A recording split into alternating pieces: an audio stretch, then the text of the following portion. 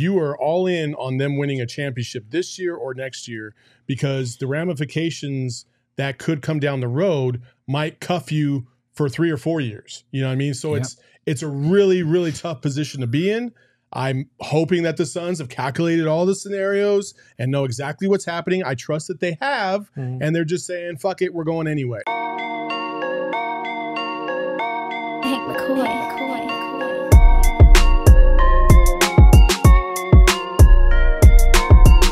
It's not a full-blown Trade Machine Tuesday because today is Thursday, so you just can't do that. But it is a version of Trade Machine Tuesday. We're going to talk about some things that the Suns could do here and what it looks like. But first, I do think that we should talk about some of the rules. Yeah. Some of the things that the Suns are up against. I know this one sucks for everybody because earlier it was all fun money where it was like, well, it ain't my money, it's HBO, so let's pay $86 million. I don't care. Well, we also have some rules we got to follow. So there's a couple of them here. We can all kind of take turns. The first one is, listen, we're a second apron team, right? And next year, being a second apron team means you're going to get hit with penalties. One of those penalties is that this year, we are allowed to aggregate salaries for this trade deadline. Next year, we cannot, which means we can only trade players 1 for 1, okay? This year, you can bring in, salary can be 110%. Next year, it has to be 100%. So right now, we have a 10% wiggle room as far as matching salaries for a trade. Next year, you don't have that extra 10% wiggle room. And when you're talking about a 1 for 1 player, kind of drastically limits the players that you can be looking at here, okay?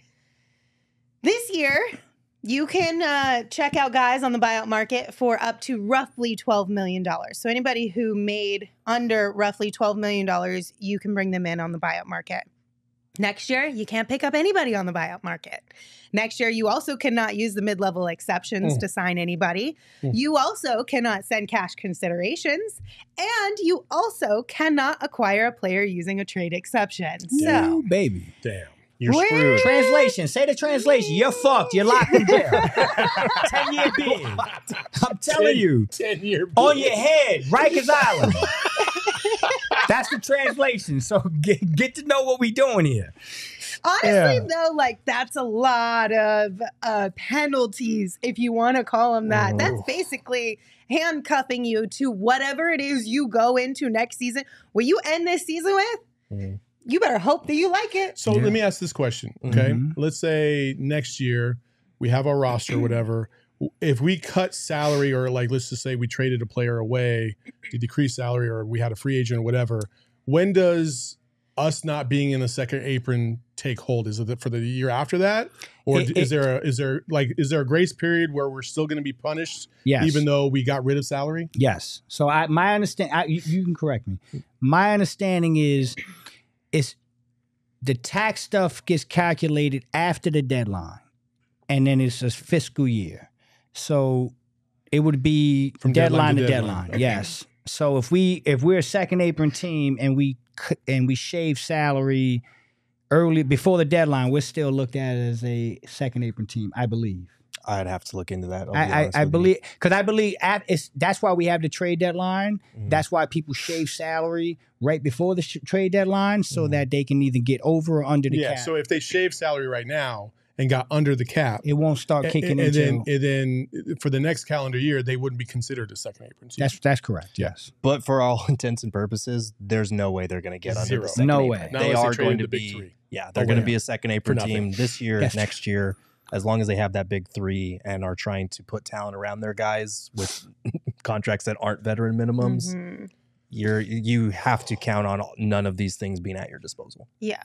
So this puts us in a really tricky position, you guys, because I understand that before you really have all of these rules and regulations like on paper in front of you, it's kind of like playing with Monopoly money because it's Matt Istria's and not ours, and who cares if we ask a billionaire to spend $60 million on Grayson Allen? But it really does kind of put things into perspective as to how valuable this upcoming trade deadline could be for the Suns if they feel like they have to make some moves to get to a place where they're more comfortable. You're playing you're playing a game of Russian roulette, essentially. Like, you are all in on them winning a championship this year or next year, because the ramifications that could come down the road might cuff you for 3 or 4 years. You know what I mean? So it's a really, really tough position to be in. I'm hoping that the Suns have calculated all the scenarios and know exactly what's happening. I trust that they have, and they're just saying, fuck it, we're going anyway. But I mean, I'm telling you, like, the optimist in me is like, okay, it's worth it. Let's go get a championship. Like, let's all in. I'm cool.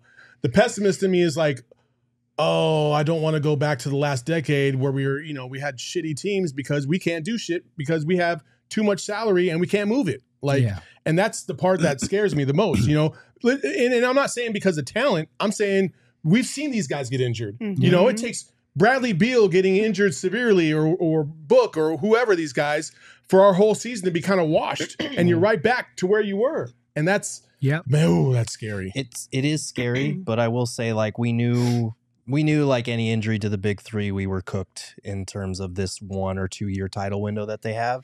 And I honestly think, like, that's why I'm kind of big on not trading Grayson unless you get it's part of a bigger deal for a certifiable 3-and-D wing upgrade.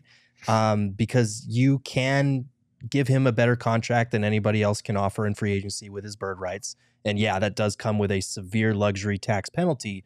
But the whole reason that we heard about Matt Ishbia trading for KD and then doing the same for Bradley Beal over the summer is that, like, he knew the second apron was going to be a thing. He knew that these restrictions were going to take hold. And he said, well, instead of just dipping our toe in the water, we might as well just blow fucking past it. And that's kind of where we're at this point. And this is going to be a real test of that in terms of, like, re-signing Grayson because of the luxury tax penalties.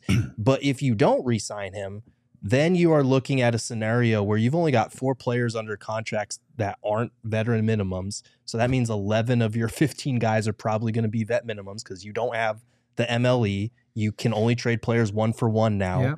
And, like, at that point, re-signing Grayson almost becomes imperative, not just because of the basketball aspect, but because you got to re-sign a guy to, like, a middle tier salary so that if you need to make a trade and reduce salary later, you can at least trade Grayson Allen because, you know, as a shooter, he's still going to have some value around the league. So it's one of those things where, for me, looking at Grayson Allen, like, you kind of need to bring him back, not just because he's been great for you and because you need to have guys under contract that aren't vet minimums, but also to preserve flexibility later if you do have to blow can't this lose thing the up. asset. Yeah.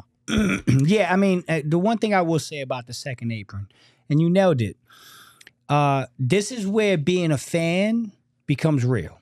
Like, it's cool to be a fan and watch the games and, oh, yeah, hey, I love Kevin, Devin, and Brad. This shit's getting real now. Okay, so now you're talking about the business side of it. And when you're talking about the second apron, there is no such thing as dipping your toe in the second apron. Right? Ain't no such thing. That's an expensive You either all the way out or your ass is I mean, up to your eyeballs. Yeah, up to your eyeballs. Like, you are in there. Yeah, you up there. So here's the thing. I think you make a great point, G.